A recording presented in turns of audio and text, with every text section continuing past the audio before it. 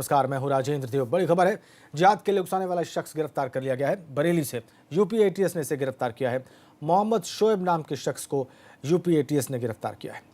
Social media पर आतंक के लिए उकसाता था आरोपी। अलकायदा से जुड़े हुए कागजात भी इससे बरामद किए गए हैं और अब यूपी एटीएस के साथ साथ कई एजेंसियां इससे पूछताछ करेंगी। बड़ी खबर बरेली से संतोष शर्मा हमारे सहयोगी फोन लाइन पर है। संतोष, और क्या जानकारी मिल रही है आपको इस गिरफ्तारी के बारे में? देखिए, बरेली के कद्दर इलाके का रहने वाला ये जो शख्स है, इनामुल हक असल में नाम है, लेकिन ये सोशल मीडिया पर अपने इसमें दूसरा नाम बताता था। मोहम्मद शोएब और अबू मोहम्मद अल हिंदी के नाम से ये लोगों को बरगलाने की कोशिश करता था। और इसके साथ से जो यूपी एटीएस को जो दस्तावेज मिले हैं, जो व्हाट्सएप के जो चैट्स मिले हैं, वो कहा जाए कि अलकायदा से जुड़े हुए जो दस्तावेज मिले हैं वो बेहद चौंकाने वाले हैं। और इतना ही नहीं, इनामुल हक के संपर्क में आए तमाम अन्य लोग भी अब यूपी एटीएस के रडार पर हैं। और सूत्रों की माने तो कुछ लोगों को यूपी एटीएस ने पूछताछ के लिए हिरासत में ले रखा है। हालांकि अभी उनकी गिरफ्तारी की पुष्टि नहीं हुई है, लेकिन इनामुल हक की गिरफ्तारी कर चुकी है यूपी एटीएस और 10 दिन की पुलिस कस्टडी रिमांड पर रहेगा इनामुल हक। इस दौरान न सिर्फ यूपी एटीएस बल्कि आईबी व तमाम अन्य देश की सुरक्षा एजेंसियां और अन्य एजेंसियां भी इनसे पूछताछ करेंगी। जी, शुक्रिया आपका संतोष।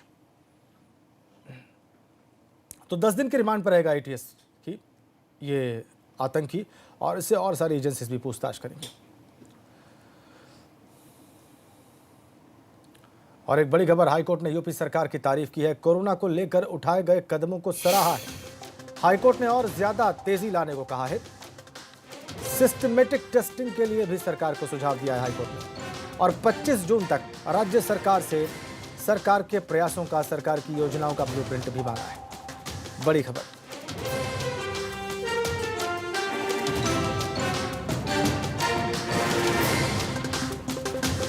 हाईकोर्ट ने कोविड-19 से लड़ाई में उत्तर प्रदेश सरकार की तारीफ की है। कहा है कि और तेजी लाएं, सिस्टमेटिक टेस्टिंग हो और जो ब्लूप्रिंट है योजना का वो प्रस्तुत किया जाए कोर्ट के सामने। रैंडम टेस्टिंग को लेकर हाईकोर्ट में सुनवाई हुई और इसी दौरान हाईकोर्ट ने उत्तर प्रदेश सरकार की प्रशंसा भी की है, बल्कि सिस्टमेटिक टेस्टिंग के लिए सरकार को सुझाव भी दिया है और 25 जून तक राज्य सरकार से ब्लूप्रिंट मांगा है।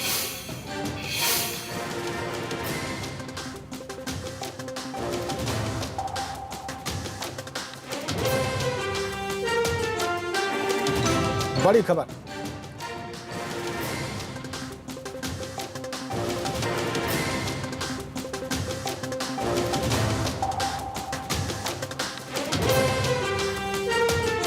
पच्चीस जून तक राज्य सरकार को ब्लूप्रिंट देना होगा अपनी योजनाओं का, टेस्टिंग की संभावनाओं का। और हमारे साथ जुड़ गए इस वक्त मोहम्मद मोइन, हमारे सहयोगी। मोइन, कोर्ट में क्या हुआ, सरकार से क्या ब्लूप्रिंट मांगा गया है और किस बात पे तारीफ हुई है? देखिए, जो कोविड-19 को लेकर उत्तर प्रदेश सरकार जो कदम उठा रही है, उत्तर प्रदेश का सरकारी अमला जो कदम उठा रहा है, उसको इलाहाबाद हाईकोर्ट ने उसकी तारीफ की है। कहा है कि अच्छा कदम उठा रही है उत्तर प्रदेश सरकार। हालांकि सरकार ने इसमें और सुधार की, हाईकोर्ट ने इसमें और सुधार की बात कही है कि सरकार को जो काम कर रही है उसमें और तेजी लानी चाहिए। और हाईकोर्ट ने सरकार से ये भी कहा, सरकार क्या क्या इंतजाम किए जा रहे हैं और क्या क्या इसका एक पूरा ब्लूप्रिंट तैयार करे। ब्लूप्रिंट तैयार करके इसकी रिपोर्ट जो है वो 25 जून को कोर्ट में सौंपे। साथ ही साथ सरकार ने कई दिशा निर्देश के कई सुझाव भी दिए हैं। जैसे कहा है कि प्रयागराज को एक मॉडल के तौर पर विकसित किया जा सकता है, जहाँ कुछ वार्ड चुने जा सकते हैं जिनमें से हर एक घर से किसी एक व्यक्ति का सैंपल लिया जा सकता है। रैपिड टेस्ट, रैंडम टेस्टिंग की बात आई थी, तो उसमें उत्तर प्रदेश सरकार की तरफ से आज हाईकोर्ट में हलफनामा दाखिल हुआ है, जिसमें ये कहा गया है कि अगर रैंडम टेस्टिंग हम कराते हैं या अभी भी जो टेस्टिंग कराई जा रही है, उसमें प्रति व्यक्ति खर्च जो है वो तकरीबन 2,500 रुपए का आ रहा है। पूरे आंकड़े पेश किए गए कि अब तक कितने लोगों की टेस्टिंग की गई, उसमें कितने प्रवासी थे, कितने लोग पॉजिटिव आए हैं और कितने लोग इलाज होकर के ठीक होकर के वापस चले गए हैं। तो पूरा ब्यौरा आज उत्तर प्रदेश सरकार की तरफ से पेश किया गया, जिस पर कोर्ट ने उसकी पीठ थपथपाई है। साथ ही साथ जो काम चल रहे हैं उसमें और तेजी लाए जाने को कहा है और एक ब्लूप्रिंट तैयार करके 25 जून तक उसकी रिपोर्ट सबमिट करने को कहा है। बहुत शुक्रिया आपका मोहम्मद भाई। 25 जून तक सरकार को ब्लूप्रिंट अपना कोर्ट के सामने रखना है। आगे बढ़ते हैं। हमारा पड़ोसी मुल्क नेपाल भी अब चीन के इशारे पर काम कर रहा है। नेपाल ने उत्तराखंड में लगती सीमा को लेकर नया नक्शा जारी किया है। इस नए नक्शे में नेपाल ने भारत के 3 क्षेत्रों को अपना बताया है।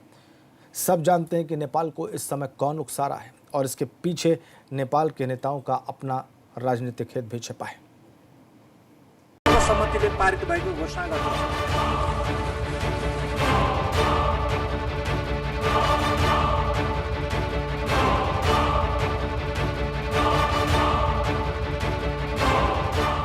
पहले आर्मी चीफ ने नेपाल को भरोसा दिया कि उससे हमारा कोई विवाद नहीं है।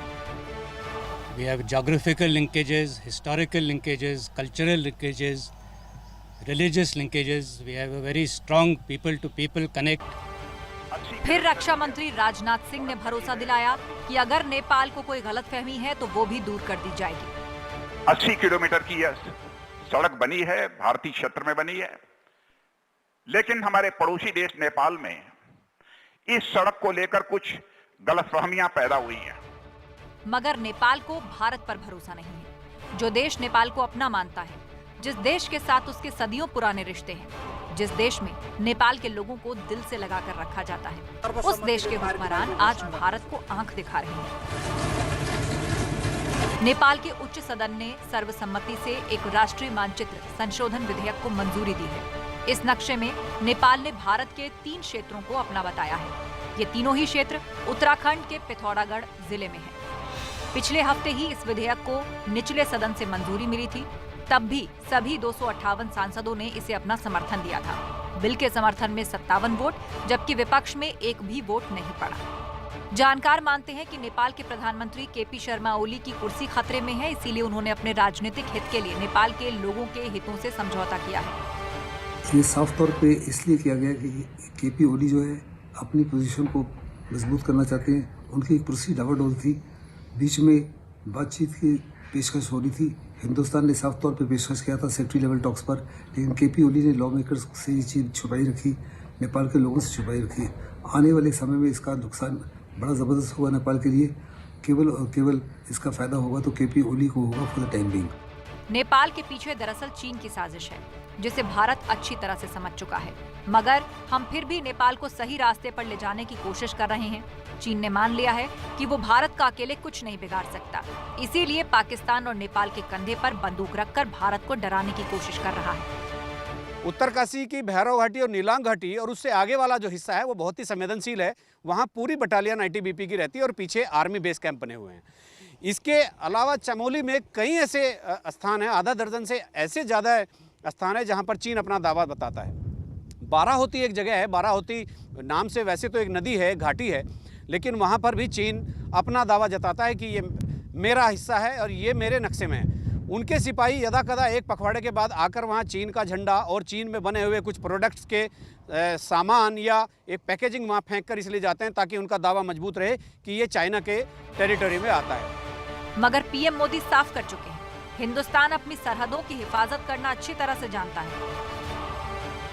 अभी एक दिन पहले ही नेपाल के आर्मी चीफ ने पिथौरागढ़ के सीमावर्ती इलाके का दौरा किया था, जिससे साफ संकेत था कि नेपाल की चीन के साथ कुछ न कुछ खिचड़ी पक रही है।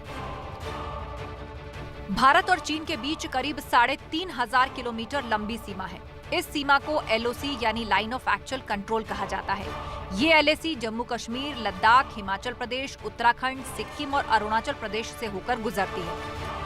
उत्तराखंड की अगर हम बात करते हैं तो चाइना की 350 किलोमीटर से भी ज़्यादा लंबी सरहद यहाँ पर चाइना से जुड़ती है और जहाँ आईटीबीपी फ्रंट पर तैनात रहती है। जैसे नेपाल सीमा शुरू होती है तो वहाँ एसएसबी बिल्कुल सबसे आगे वाली पंक्ति में सरहदों की रक्षा करने के लिए रहती है। तो आईटीबीपी का चूँकि लद्दाख से लेकर और पिथौरागढ़ तक पूरा बहुत ही लंबा क्षेत्र है, तो एक बड़ी संख्या में एक बड़े नंबर्स के साथ आईटीबीपी के सैनिक फ्रंट पर तैनात रहते हैं। लद्दाख में चीन पहले ही चालबाजी दिखा चुका है, जिसका भारतीय जवानों ने मुंहतोड़ जवाब दिया था, मगर वो अब नेपाल को भड़काकर उत्तराखंड के बॉर्डर पर तनाव पैदा करने की कोशिश कर रहा है। देहरादून से अजीत सिंह राठी की रिपोर्ट, एबीपी गंगा। भारत और चीन के बीच बढ़े तनाव का असर राम मंदिर पर देखने को मिल सकता है।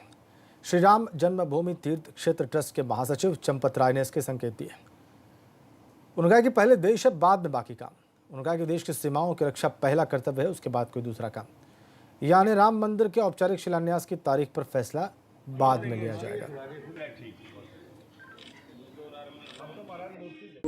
और उनके सम्मुख अपना मस्तक नमन करता हूं, जिन्होंने भारत की सीमाओं की रक्षा के लिए अपने प्राणों का उत्सर्ग कर दिया। हमारे शास्त्रों में कहा गया है कि जो अपने सीने पर गोली खाते हैं और रक्षा करते हैं, उन्हें सूर्यलोक प्राप्त होता है।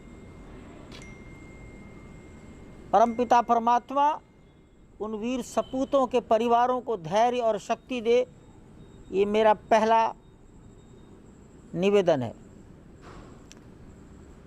देश गंभीर परिस्थितियों का सामना कर रहा है। देश के सम्मान की रक्षा अर्थात देश की सीमाओं की रक्षा, ये प्रत्येक नागरिक का, देशभक्त नागरिक का पहला कर्तव्य है, बाद में कुछ और। इसको सबको ध्यान में रखना चाहिए। सब ध्यान रखते भी हैं। इसलिए देश काल परिस्थिति को ध्यान में रखते हुए जैसा उपयुक्त समय होगा,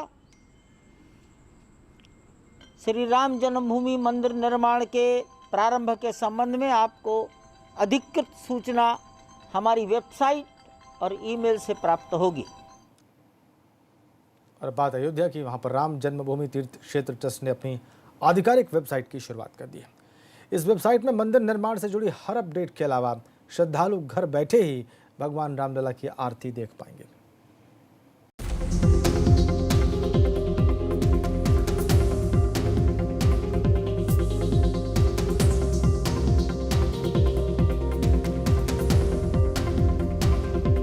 अयोध्या में भगवान राम के मंदिर निर्माण के पहले राम जन्मभूमि तीर्थ क्षेत्र ट्रस्ट की आधिकारिक वेबसाइट का शुभारंभ हो गया।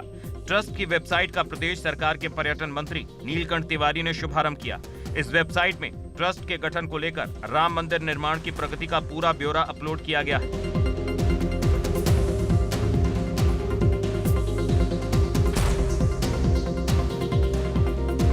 राम जन्मभूमि तीर्थ क्षेत्र ट्रस्ट की आधिकारिक वेबसाइट में अयोध्या और निर्माणाधीन राम मंदिर से जुड़ी हर जानकारी दी गई है, जिसके जरिए करोड़ों श्रद्धालु राम मंदिर निर्माण को लेकर चलने वाली हर गतिविधि को घर बैठे ही जान सकेंगे। इसके अलावा श्रद्धालु वेबसाइट के जरिए ही ऑनलाइन रामलला की आरती भी देख सकेंगे। अयोध्या में जैसे जैसे भगवान श्री राम के मंदिर निर्माण को लेकर जो तमाम योजनाएं हैं वो शुरू हुई हैं, उसी तरीके से अब वेबसाइट की भी शुरुआत कर दी गई है।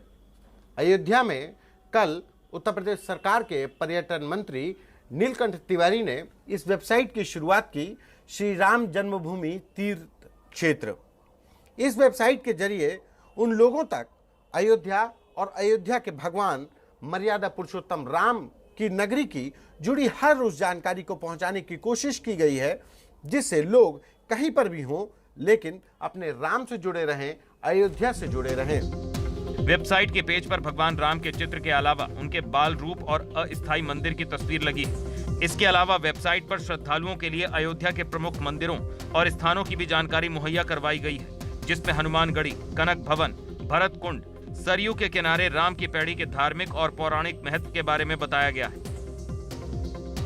वेबसाइट में राम जन्मभूमि तीर्थ क्षेत्र ट्रस्ट के तमाम सदस्यों का भी ब्यौरा दिया गया है। साथ ही अब तक राम मंदिर को लेकर अयोध्या में हर अपडेट की भी जानकारी दी गई है। अगर इस वेबसाइट की बात करें तो अगर ये उन्होंने अयोध्या के बारे में दिया गया है कि कौन कौन सी, अगर आप अयोध्या आते हैं तो यहाँ पर कौन कौन सी चीज़ें हैं, जैसे छोटी देवकाली का मंदिर है, हनुमानगढ़ी है, कनक भवन है, उसका छोटा सा अंग्रेजी में डिस्क्रिप्शन भी दिया गया है, उसका पूरा विवरण दिया गया है, मणि पर्वत है, नागेश्वरनाथ मंदिर है। इस तरीके से अयोध्या के वो तमाम अन्य भगवान राम की जन्मस्थली के अलावा जो अन्य जो पर्यटन स्थल हो सकते हैं, जहां पर लोगों को धार्मिक आस्था होती है, जहां पर जाना चाहिए, उस उद्देश्य से ये तमाम जानकारी इसमें दी गई है।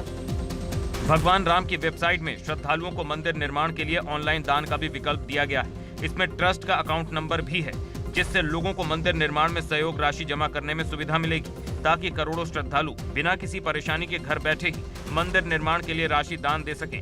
ये वेबसाइट लॉन्च होने के बाद अब कोई भी राम मंदिर और ट्रस्ट के नाम पर फर्जी अकाउंट नहीं बना सकेगा। एबीपी गंगा के लिए संतोष शर्मा की रिपोर्ट।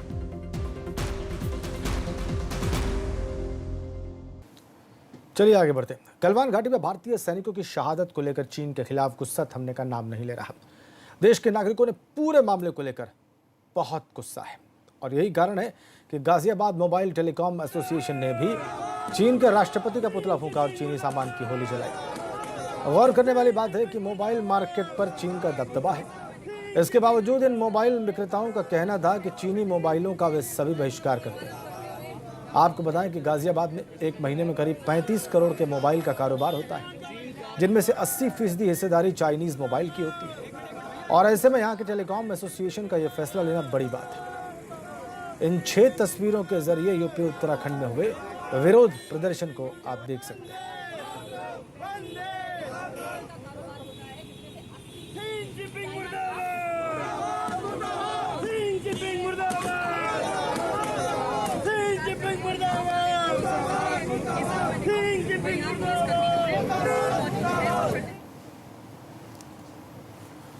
अब आपको प्रधानमंत्री मोदी का वीडियो संदेश दिखाते हैं जो उन्होंने अंतर्राष्ट्रीय योग दिवस को लेकर देशवासियों के नाम जारी किया। इसमें 6ठे इंटरनेशनल योगा डे को घर पर ही मनाने की अपील कर रहे हैं। Friends, greetings on the 6th International Day of Yoga. I'm very happy to note the growing popularity of yoga in the last few years and especially among the youth. We are marking the 6th Yoga Day in extraordinary times. Usually, Yoga Day is about public events, mass participation. This year, Yoga Day goes indoors. The theme of the year is Yoga at home and Yoga with family. Friends, the world is fighting a pandemic of monumental scale, but Yoga provides multi-dimensional solutions to the multiple challenges.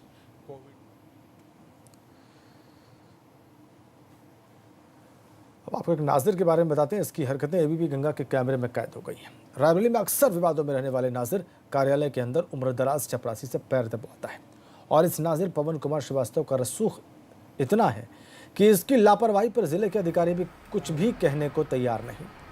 यह नाजिर इस बार रसूख दिखाते हुए कैमरे में कैद हो गया है। इससे पहले भी लॉकडाउन में पास बनवाने में घपलेबाजी जैसे कई कारनामों के चलते विवादों में रहा और ये सब तब जब कलेक्ट्रेट में ठीक नज़ारत के सामने डीएम का ऑफिस है और ये अपनी हनक में ऐसे ही कारनामे करता रहता है।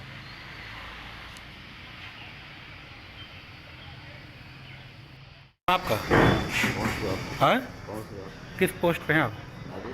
किस पोस्ट पे हैं आप? हैं नाजिर? ऑफिस में आप शराब पिए हैं क्या? शराब पिए हैं क्या? तो ऑफिस में पैर दबाना उचित है? नहीं, बस केवल लेट के बैठ गए थे बस। नहीं, काफी देर से आप पैर नहीं, ऐसा कुछ नहीं है। ऐसा कुछ नहीं है? ऐसा कुछ नहीं है, प्लीज ऐसा कुछ नहीं है।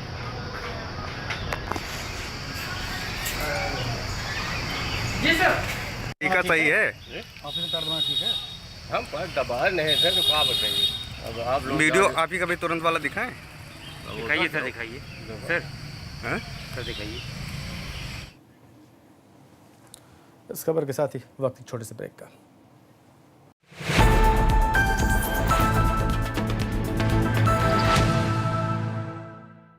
असल में हमारा घर ही हमारी नींव तैयार